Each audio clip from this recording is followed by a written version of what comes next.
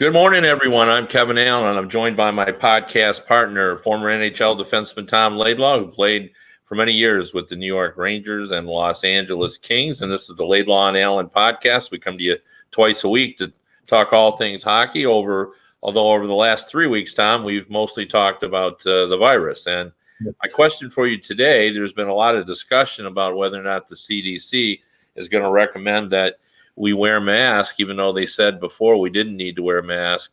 When you go out, are you going to wear a mask if they say that's the thing to do? Well, it's interesting that you brought that up. I was watching this morning, and they had somebody on, I can't remember who it was, a really well-spoken guy. And he was saying that yes, you could see the point about wearing the mask, but for every mask that you or I may wear, that's a mask that is not going to a healthcare worker who is. No, those are different masks. They use this 95. Their CDC is recommending cloth masks. Oh, okay. I didn't see you were up on things, so I didn't realize that.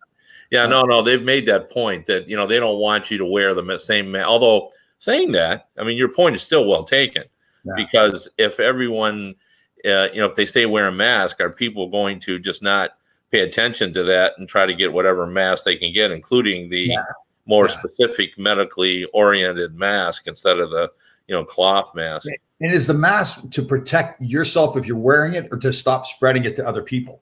No, well, primarily, I think the way they explained it, it's the latter. They want you not to spread it. But I think the benefit is if you're covering your mouth so you don't spew forth spittle or droplets, as I guess that's the word they use, then you're also not breathing it in. Yeah. Now, my brother-in-law has a construction mask, and he has 10 or 11 of those, and he pointed out he thought it would do the same thing because when they use them on the job, they don't want to inhale whatever it is they're working on as well. So, but I happened to wake up at 4 a.m. Don't ask me why, and I of course checked my phone because old habits die to make sure I didn't miss any late hockey scores that I wanted to know. And believe it or not, I didn't miss any late hockey scores. But who did I see at 4 o'clock in the morning on my Facebook? Tom Laidlaw on his march, telling his grasshoppers to let's have a wonderful day. But that's when I thought, I'm going to ask Tom Laidlaw, Mr. Macho, when he goes down to the grocery store to get some chia seeds because he's run out, and he wants to soak them, because that's the best way to have them. I've learned a lot from you. When he goes down to his supermarket to buy those chia seeds to soak, so he has a better quality chia seed, is he going to wear a mask? If I'm wearing a mask to protect other people, then I will definitely wear a mask. If they say, listen, you're gonna spread it more if you don't wear a mask, then I will definitely put a mask on. I tell you, my life right now, I guess you're right, going to the grocery store is a different ballgame, but just my life right now, I make sure I stay away from everybody. So me too. It's like I don't feel like I'm ever close enough that anybody could. But yes, as sooner or later, like I stocked up pretty good, so I'm all right probably for another good week before I need more food. I think we thought I learned do things like put my bananas in the freezer. When avocados get ripe, I scoop those out, put them in the freezer. So all those things are available to me. So. Most people I think would follow at our age. I know I'm one of them.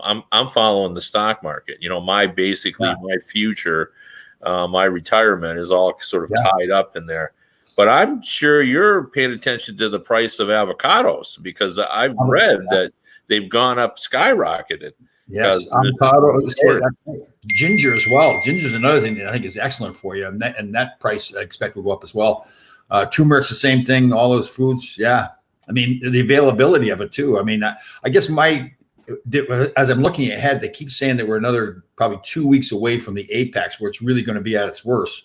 Do you say to yourself, geez, I need to get in there, next week to stock up before we get to that point? Or to me, that's the unknown. I just, I think part of it is not just getting sick from it or passing on to somebody else, but are we going to have all the supplies we need? I think we're fine, but. Yeah, I mean, the one thing I'm sure we've all watched those pandemic movies. Yes. And, those devolve into total chaos. It looks like Armageddon and runs on stores. And we have not done that, which I'm actually kind of proud of, to be honest with you. Yeah. I think for the most part, now there's been knuckleheads. We've seen knuckleheads on the beaches of Florida, and Yep. we all know people in our lives who say, "Oh, this is nothing," and are living their lives as if it doesn't matter that Fauci, who knows more about it than the average bear, is predicting at a minimum of 100,000 deaths, Yep. and they're still going around saying, I'm just going to live my life. Yeah. I don't even know how you can live with yourself if you're, not paying attention to that, because I think, that's a hard reality, when they're up there talking about, if everything goes well, we're only going to lose. And they don't phrase it like that. I'm being, but basically they're saying we're going to lose 100,000 people. I mean, that's a city, I grew up in the Wayne Westland area. Westland was a city of 100,000 people. That's everybody in Westland, Michigan dying.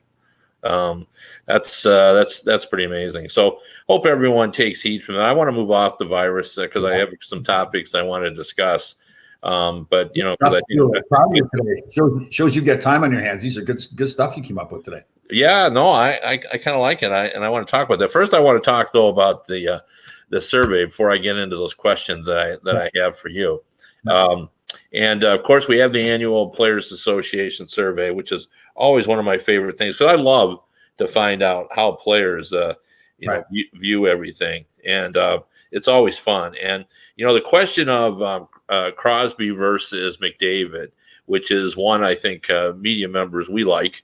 And I think you like it too, because I know you're a Crosby guy as well. Now, players thought, I think this is fascinating too, that if you say who's the best forward, 70% of all players said that Connor McDavid is the best forward.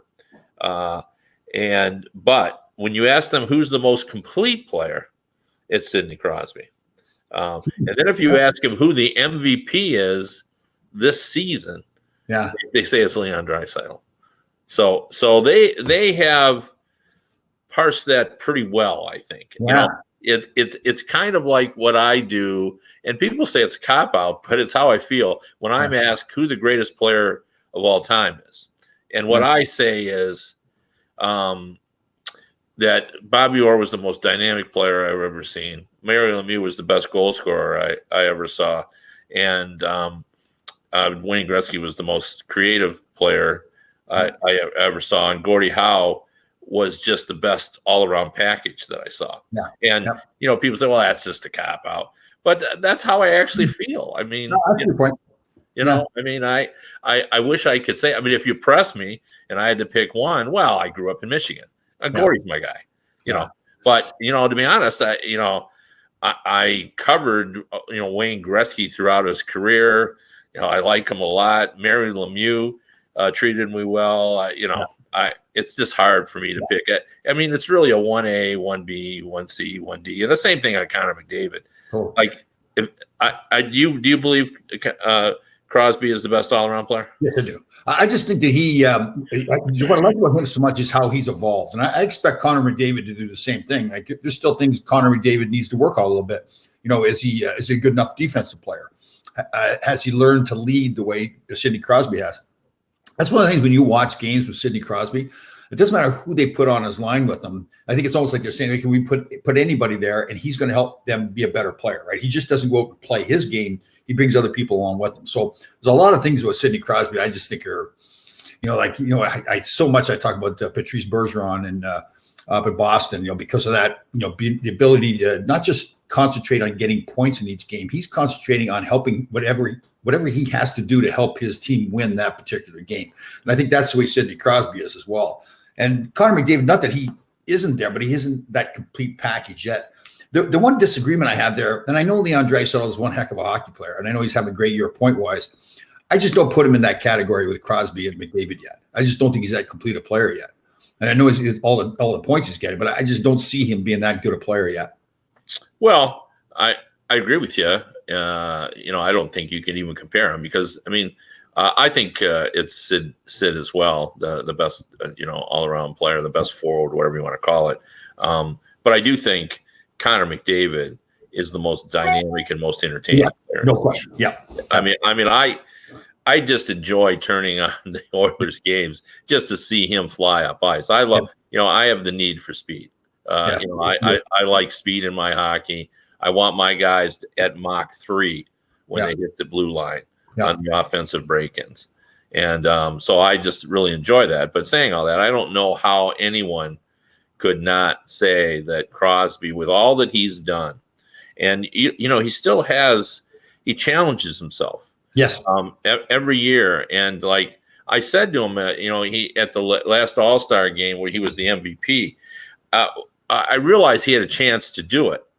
And then I said to myself, well, he is going to do it because he's never won an All-Star MVP. Huh. And I got the first question, and that was my question to Sid.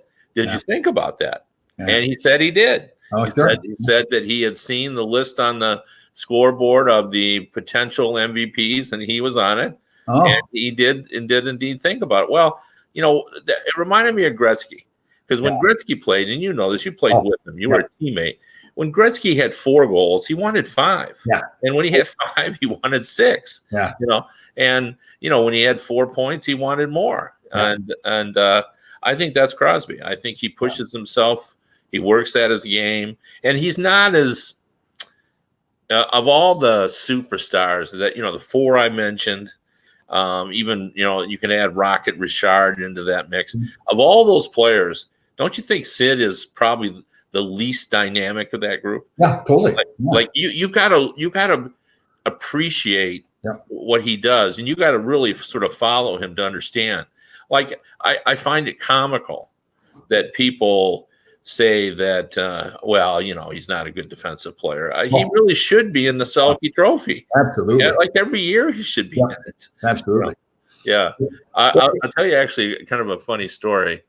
I went to, I can't remember whether I was getting a new phone or I was getting my phone repaired or what was going on.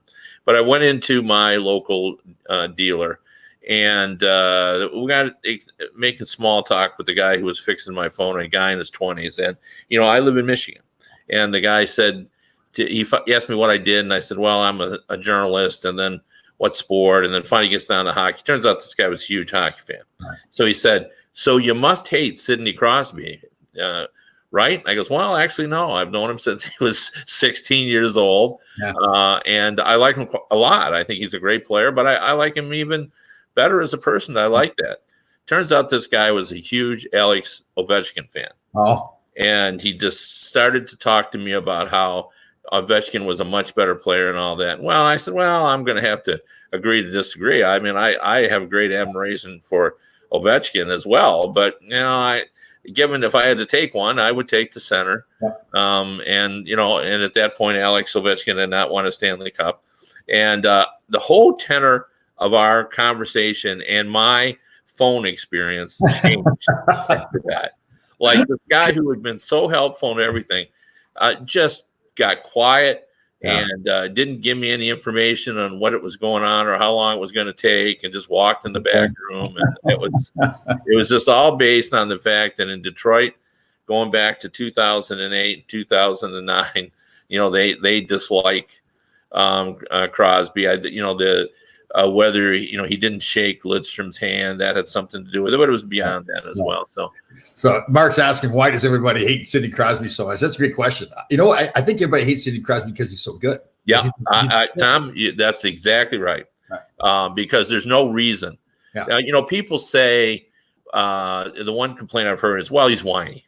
Yeah, you hear that all the time. He's always yapping at the officials, and he wants to win. Who was one of the biggest? Wayne Gretzky was always doing that. Absolutely. The 2 biggest whiners I saw in my 35 years of covering the league, Wayne Gretzky and Steve Yzerman.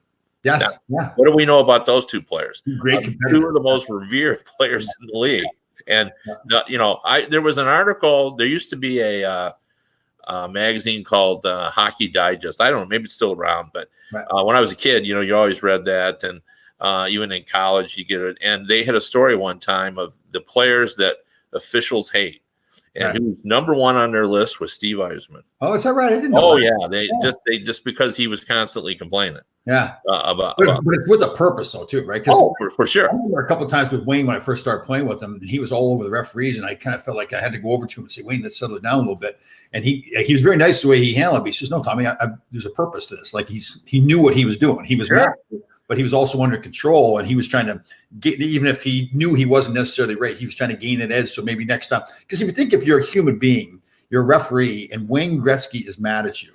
I mean, you've got to say, I don't care who you are. There's a part of you that's got to be saying, oh, God, I don't want Wayne mad at me. I better make another call here to kind of make up for that last one. It's human nature. Well, yeah, even if you don't think of it consciously, yes, totally. Self-consciously, you know, it's just, no one wants Wayne mad Yeah. at him. And, I'm not sure I have ever believed. I've had more so in basketball, you hear this too, is the next call. I'm not arguing about this call. I'm arguing about the one we haven't seen yet. Yeah. And I want that one. So I'm going to give this guy grief so he remembers next time that, he doesn't want to put up with me or that he owes me one. Yeah, and, absolutely. So and basketball coaches will tell you that all the time, that they're arguing about the next one, not the one that just happened. Well, I think hockey players will try that as well. I'm not sure, like Wayne is a special circumstance player. So, when Wayne did that, it was all calculated, and there is probably something to that because Wayne was so revered. One of the legendary stories is at USA Today when he was in the midst of his 215-point season, I believe, when we used to run this little agate where you'd put, what the score of the game was and then the leading score. And our agate guy wrote, Oilers 6, Flames 3, God 4 goals, 3 assists, and whatever it was. So he was that way. In this poll that I brought up, and it's buried near the bottom, but they ask which player, current or past, is the most respected player, and it is none other than Wayne Gretzky. Yeah. And I'll give you the statistics on this, and they're pretty interesting. Who would you pay to see play? I guess that's how it's phrased. And 32.8% of today's players, so that's a third, essentially, of all players, said they would like to see Gretzky play. Oh. So, who else is on that list? Okay, I'm going to give you that. But I want to just first bring up. So, for a guy who covered the league as long as I have, I do feel honored that I saw Gretzky play. Yeah. But I want to ask you, did you feel honored to play with him? Oh, totally. I'll never forget because I love playing for the Rangers. I love playing at Madison Square Garden, get traded away. And I didn't really, it wasn't that I didn't like LA, but I was in so much love playing for the Rangers. It was tough at first. But then I realized, first of all, there's a great team we had there prior to Wayne getting to LA, and it was a great place to play. Well, then Wayne showed up, and seriously, I remember it was during the summer. We had a home back here in New York, and I was sitting there watching ESPN, and the news was coming on that Wayne. At first, it started during the day that there was a rumor that Wayne was getting traded to the Kings, but nobody really believed it. So I'm sitting there watching, and as the day went on, it became, it's the truth. Wayne Gretzky's getting traded to the Kings. And I will never forget the feeling of sitting there thinking, like I felt like a better hockey player all of a sudden, like more relevant in the game. I guess it's such an extreme being out in California where there was no San Jose Sharks, Anaheim Mighty Ducks, Dallas Stars. The only Southern team was the LA Kings. You're kind of stuck out there in Los Angeles, and like nobody really cared about it that much. And again, we had a pretty good hockey team, but when Wayne showed up there, it's all of a sudden, wow, like we're the center of the hockey world. And it was, and like that right day from training camp, and you felt like you're part of it. And part of it was too that Wayne, like one of the great things about Wayne was, and I've talked about this before, not only what a great player he was, but how he made each one of his teammates feel like they were important to the team. Like he understood that whole culture thing, and that because he could just. And Philip Esposito was like this too. He could just go play the game and not worry about everybody else and still be a great player. But he had that ability in the locker room, away from the rink, during the game, to make sure he treated each guy like he was really important to that team. So now you're saying to yourself, wow, like Wayne Gretzky thinks I'm important to the team. I must be important to the team. You feel like you're a better hockey player when you're playing with him. He was fantastic that way. He was just the whole package with him was, the way he treated everybody, the media, coaches, players, fans.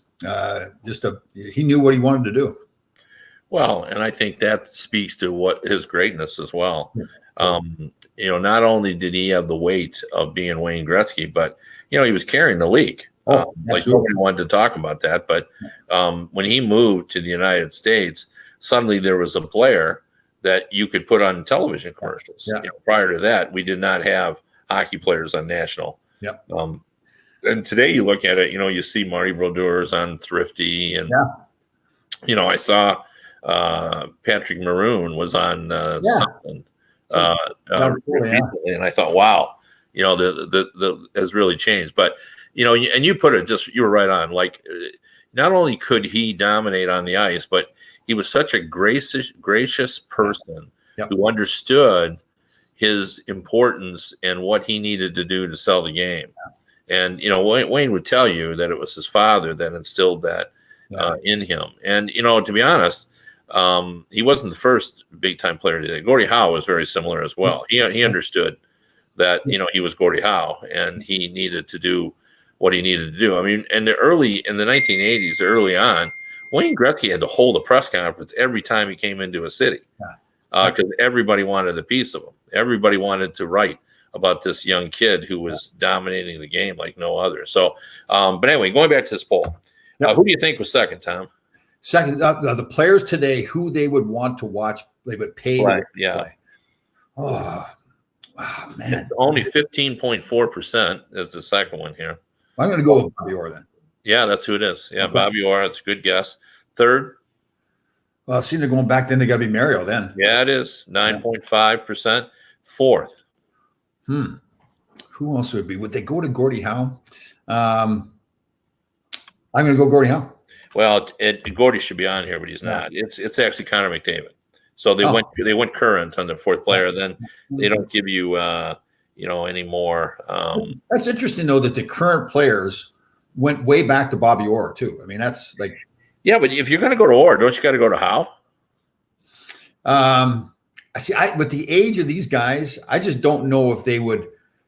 Because here's the thing with Gordie, as much as like you and I both and people that are older would say, well, you've got to watch Gordie Howe play, just the way he carries himself in the whole bit.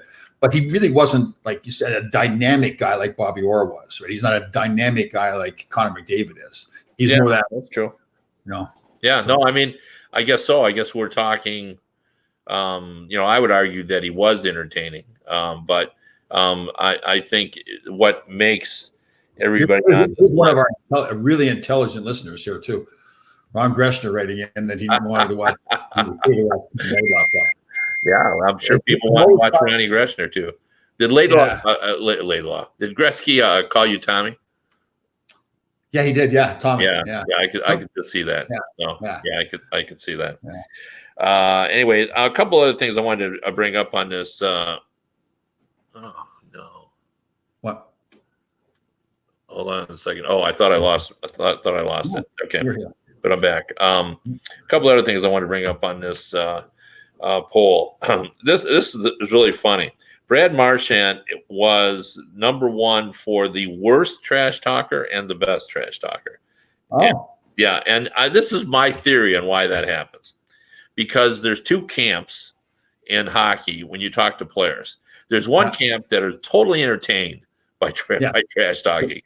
They like it. And then there's another group that thinks the whole thing is sophomoric and juvenile, that it's a bunch of people acting like they're 14 or 15 years old, trash talking. So I could see where, half the players who see trash talking as just ridiculous think he's the worst trash talker. And then half the guys who are entertained by it and think the whole thing is like a comedy show. You know where I stand on that. Some of the stuff that was said back then was just hilarious to some guys. Yeah, no, I've had many guys just talk about that it was an art.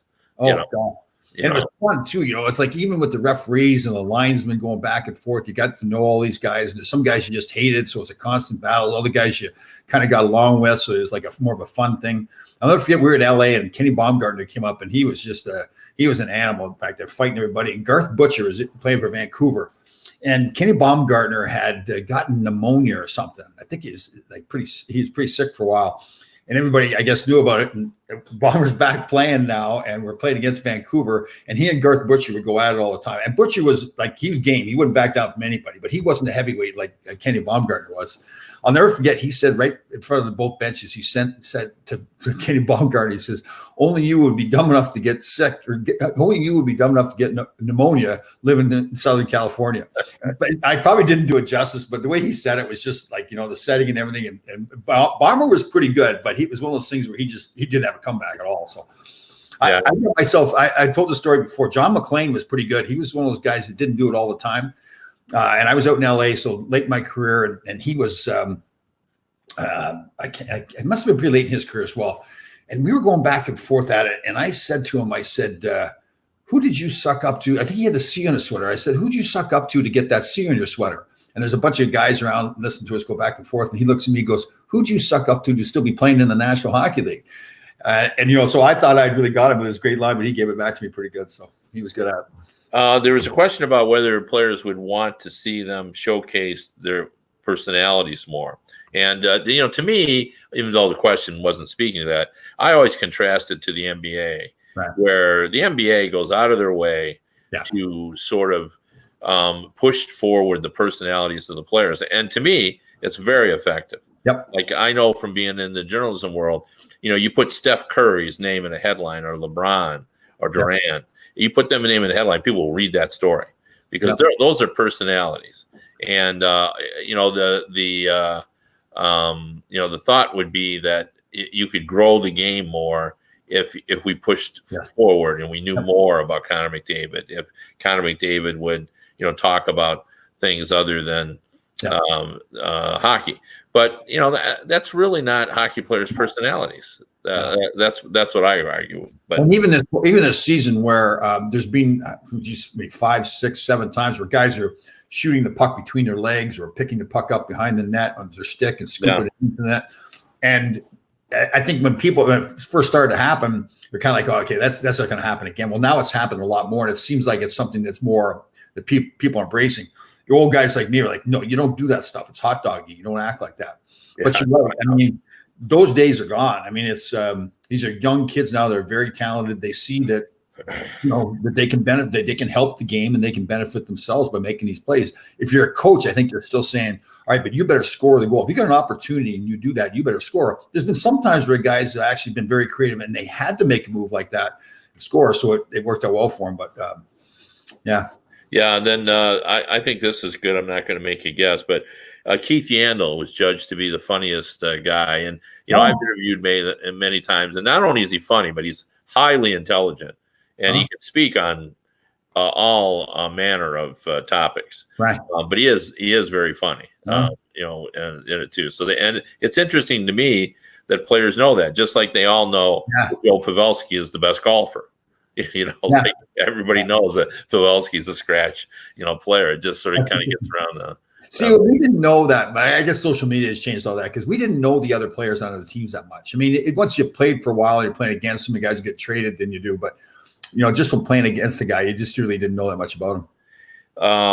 One thing they ask the players too is who would they like to see on social media, who isn't on social media that should be, and 26% said Sidney Crosby. I was going to say that, yeah. Now, saying that, I know because he told me that he is on social media. He is just not there under Sidney Crosby. Does he make posts on social media? Does he post? He does not post. Oh, so he does not post, but he does. Is that Sid calling now? Pardon me? Is that Sidney calling right now? No, it is not. No, but the he just feels like he wants to sort of keep track of everything because most of the top players you talk to devour everything about the sport, right? And Sidney, I will tell you, uses everything he reads about. Like he knows about advanced stats. I'm not sure that he's a big believer in them. Right. I think he measures success by W's and L's. Right. But he pays attention to them. Yeah. Like he knows, what's out there, and I think he does his own analysis. But I saw him talking one time and got interviewed talking about. He was kind of laughing at himself that every time he comes back to the bench, it seems he's picking up the iPad now and studying what happened in the last play, and he's kind of laughing at himself that he does it too much, but he just can't help himself. He wants to analyze his game. Oh, well, absolutely. But I remember one time talking to him about, the advanced stats, and he was just talking about. He goes, I was on the ice for a shift, and Chris Letang took the puck from behind his own net, skated all the way down the ice, and came down and took a shot on goal, and the goalie blocked and came in and took another shot on goal. Said, I never touched the puck, but he said that helped Mike Corsi, and everything else, right. So I wasn't involved in it, but that's amazing. Yeah. Like the change in the game, like to talk about that stuff, like thinking back when I played, it just none of that was there, right? It wasn't even a thought in our minds to worry about that kind of stuff or not even be aware of it. Yeah. Yeah. Well, as usual, we've run out of time. We get too carried away, but we got other stuff. We're coming back on Monday. We're going to talk about what Tom was talking about. Our subjects is I want him to talk about the biggest game he ever played in. Yep. And things of that nature. But I want one quick thing too. Yep. Again, I thought about this. You have so changed your lifestyle and your grit, and especially the way you eat. Now, what is your favorite food right now? Like, what do you get excited about that you're going to eat, and what did it used to be? So here's how bad it's got. So just before we came on the air, I had a smoothie that I made, which was a half a banana, about 2 tablespoons of chia seeds soaked, 2 tablespoons of almond butter, a cup of almond milk, and a scoop of protein powder. God. Oh, and half an avocado in there too. So you put that all in the blender. And we've learned now we keep the bananas and the avocados in the freezer. So they become our ice. You throw it in the blender, nice and cool, smooth drink. Love that stuff. But I'd say my favorite meal right now is salmon, seasoned up nice with the turmeric on it and all that stuff, and sweet potatoes. Yeah. And now what would your favorite meal had been like when you were playing?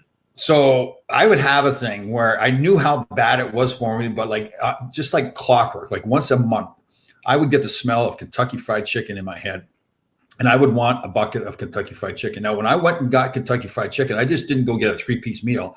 I would have to get like the 20-piece bucket with the fries, the mashed potatoes, the macaroni and cheese. The coleslaw was good for you, but I would get this 20-piece bucket. So I would eat maybe like 3 pieces a day. So I'm like, for a week, I'm eating Kentucky Fried Chicken. By the time I got done with all the sugar and everything, the taste, I was awful. I felt terrible and everything. I'd let another month go by, and all of a sudden I'd get that hankering again. And I'd want to buy another. And again, it had to be a bucket. I could not buy just 3 pieces. So that would be the meal from back then. Things are changed for Tom Laidlaw, and you hear it at all on our Laidlaw and Allen podcast. I'm Allen. He's Laidlaw. We'll be back next week. See you Monday, guys.